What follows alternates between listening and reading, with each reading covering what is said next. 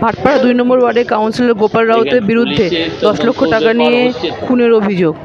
এই অডিও এবং ভিডিও একটা বের হয়েছে, যেটা সত্যতা যাচাই করেনি সংবাদ মাধ্যম। থাকবে এই ঘটনার মধ্যে, তো পুলিশ ছেড়ে দিবে না। তো প্রশাসন তো আছে, প্রশাসন কেসটাকে দেখছে, প্রশাসন তদন্ত করুক। প্রশাসন মধ্যে আমরাও আছি, প্রশাসন উপরে আমার বিশ্বাস আছে। প্রশাসন যে তদন্ত করবে, যে তদন্ত উপরে আমার বিশ্বাস। বিধায়ক সোমনাথ সেন বলছেন যে আপনার সঙ্গে মোহাম্মদ মুমতাজকে দীর্ঘদিন ধরে দেখা গেছে, আমার দেখা গেছে, এই ঘটনায় আপনি যুক্ত থাকার সম্ভাবনা আছেন বলেও তিনি দাবি করেছেন। শুনুন, যদি উনি এই কথা বলতেন তাহলে এই কথা তো উনি বলবেন মুমতাজ যে আছে, মুমতাজ আমার কাছে আসতো, এই না যে আসতো না, মাঝে সাঝে ও আসতো। কিন্তু আমার সাথে এসে কেউ ঘটনা করে দিবে, কেউ সুপারি নিয়ে নিবে, এইটা আমি কি করে জানবো?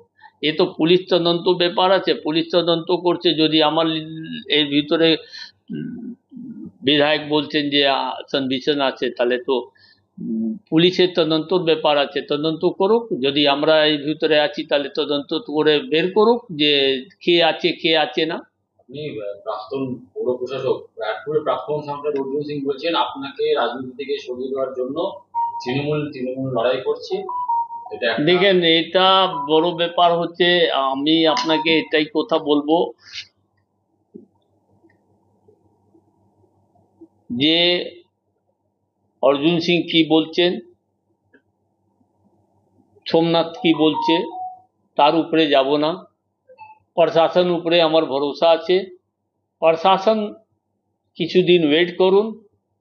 আপনি ওয়েট করলে নিশ্চিত প্রশাসন আপনাকে প্রেস কনফারেন্স করে দুধকে দুধ পানিকে পানি বলবে যে কি সচ্চাই আছে।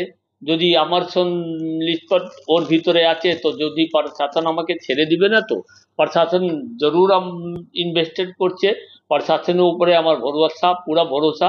প্রশাসন যা করবে, যা ভালো করবে। যদি আমি এর ভিতরে কোনো জায়গাতে আছি, তো আমি আপনার মাধ্যম থেকে বলছি যে আমি দোষী। প্রশাসন থেকে তো বড় ব্যাপার নেই যে কে আছে না তাকে খোঁজ নেওয়া, তো খোঁজ প্রশাসন করছে, আর প্রশাসনের উপরে ভরসা। না, এখানে কিছু গোষ্ঠীদ্বন্দ্ব না।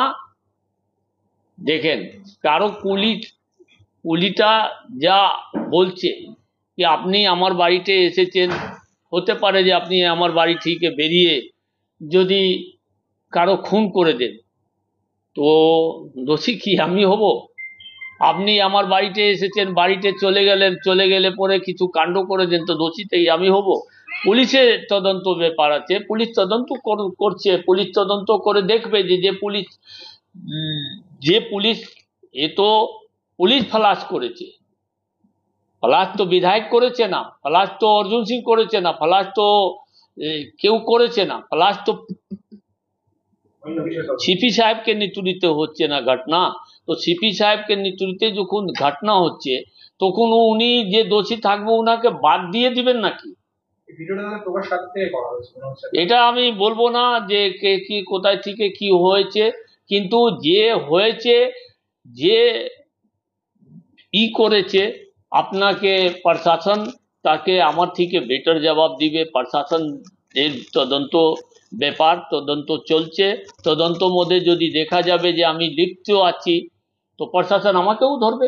আপনার ভাবমূর্তি নষ্ট করার কিছু চক্রান্ত আশ্বাসি পাচ্ছেন? হতে পারে, এটা হতে পারে। যদি ধরে রাখুন যে আমি সাংগঠনিক মামলা মধ্যে তো আমরা আছি, এখানে সংগঠন তো আমাদের এই হাতে আছে, কারো হাতে তো আছে না। তো সংগঠন মামলার মধ্যে তো আমরা এখানে আছি। তাহলে আমাকে যদি দেখুন, কারো উপরে আঙুল তুলতে পারে, কিন্তু ওকে পারফেক্ট করার জন্য তো আপনার প্রশাসন আছে। প্রশাসন তো তদন্ত তো প্রশাসন করছে, আমি করছি না। তো যদি আমি এর ভিতরে আছি আর প্রশাসন তদন্ত করছে, আর যদি আমার লিফট পাবে, তো আমি ছাড়া পাবো নাকি? প্রশাসন মতন কাজ করছে। প্রশাসন নিজেকে দেখছে যে কে এর ভিতরে আছে। প্রশাসন একটা উপরে নজর রেখেছে, প্রশাসন সবের উপরে নজর রেখেছে।